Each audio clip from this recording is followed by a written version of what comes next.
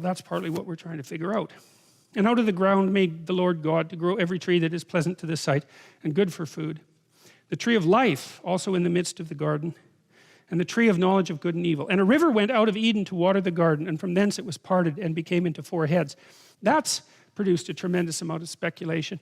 Now, you know, the Garden of Eden is also the holy city. That's another way of thinking about it. Or it's Jerusalem, right? Or it's the ideal state, which could be the ideal city, or it could be an ideal state of being, or it could be the ideal psyche, or it's all of those things stacked up at the same time, right? And this is a Mandela, and this is the Mandela form that people, what would you call, hypothesized that constituted the structure of paradise. You notice it's got this cross form.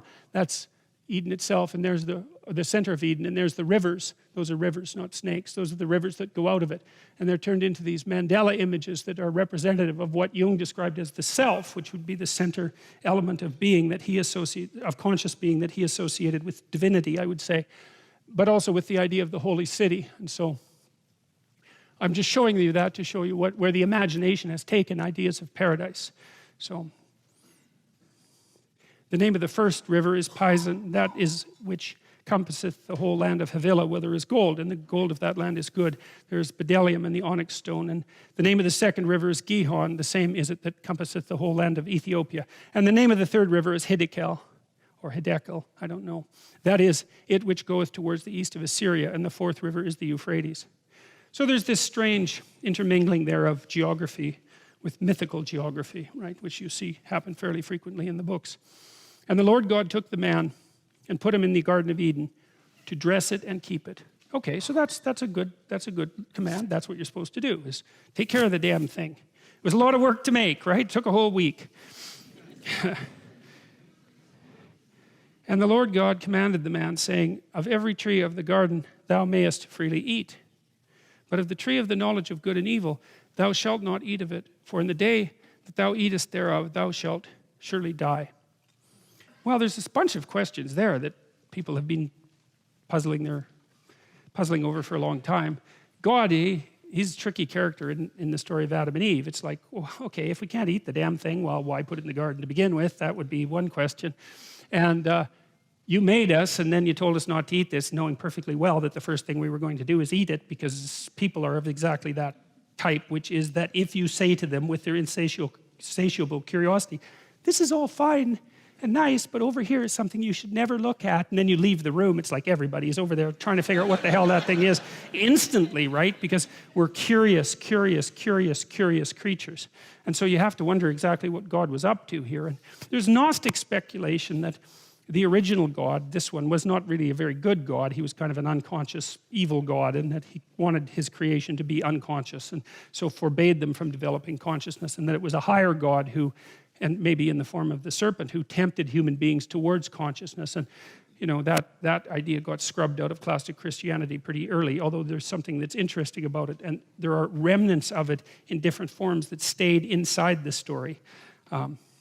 Like the idea that the fall was, you know, a terrible tragedy, but on the other hand, it was the precondition for the greatest event in history, which was the birth of Christ and the redemption of mankind. And so it's complicated, let's put it that way. God only knows what God was up to, but you know, this is a good example of that ambivalence. And to me, again, that it's an indication of the sophistication of the people who put these stories together. And I also consider this somewhat miraculous, because, you know, if you were just a simple propagandist of sorts, you wouldn't leave this sort of complexity in the text.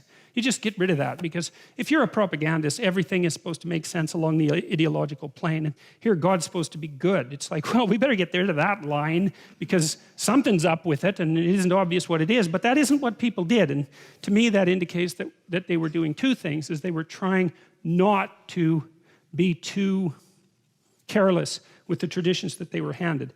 They were touching them at their peril. They were very careful with them, and also that they were actually trying to understand what was going on, because why otherwise keep this? Why not just simplify it?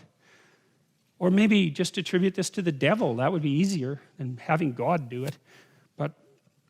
And the Lord God said, it is not good that man should be alone. I will make a helpmeet for him. And out of the ground the Lord God formed every beast of the field and every fowl of the air, and brought them unto Adam to see what he would call them. And whatsoever Adam called every living creature, that was the name thereof. And Adam gave names to all the cattle and the fowl of the cattle means animals basically, and to the fowl of the air, and to every beast of the field. But for Adam there was not found a helpmeet for him. Okay, well, a couple of things there, speculations. Number one, it's like, why does God care what Adam calls the animals? And the answer to that seems to be that it's associated again with the magic of speech, right? So that we know, according to the story, that human beings were already made in the image of God, and that God used language in order to call order forth from chaos, and that human beings were made in that image. And so there's an echo of that here, even though it's from an independent tradition. And the echo is, the thing isn't quite real till you name it. And that's an interesting thing, and we don't exactly know how far that extends. It's certainly the case that things often exist in a strange potential form, interconnected form, where everything's confusing, like a massive confusion. Before you put your finger on it, name it. What's going on here? You name it. It's like it carves it out from all that underlying chaos and makes it into a grippable entity that you can then contend with. And you might say, well, it was real before you named it. It's like, well, yes, it was real before you named it, the same way things are there when there's no one there to perceive them. And it isn't obvious how things are there when you're not there to perceive them. I'll tell you something bloody weird about perception. You can look this up. John Wheeler's a physicist. So here's a really cool thing. Let's say you go outside at night and you look up and you see a star. And so a photon from that star enters your eye. And maybe that photon has been cruising along for like 30 million years.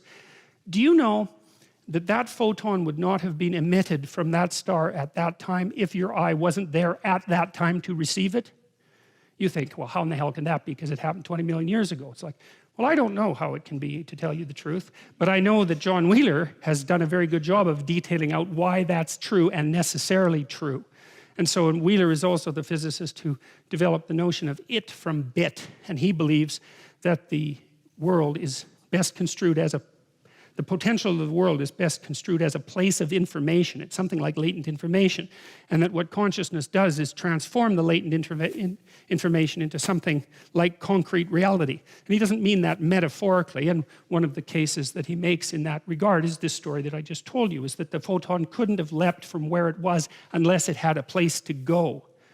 Now it's complicated and confusing because from the perspective of a beam of light, from a photon, there is no time and there's no distance from one point to another.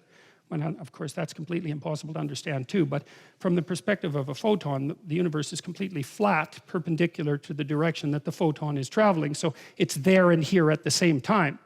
For us, it's not. It's like 20 million years ago, but for the photon, it's all here and now. So anyways, the reason I'm telling you all that is because the relationship between consciousness and reality is by no means straightforward. It is seriously not straightforward. And physicists debate what the relationship is between consciousness and reality, and they debate about what the sort of phenomena that I just described mean. And I'm not really qualified to enter into that debate because I'm not a physicist, but I do know, and I've read a fair bit of Wheeler, about as much of it as I can understand, and I do at least know that that's what he claimed. And I also know that that claim is not, that's a claim that's taken seriously among physicists of the caliber of the physicists who can understand Wheeler. So that's pretty interesting. So anyways, there is emphasis again on this importance of naming in order to make things real. You know, and sometimes people won't name things just so they don't become real.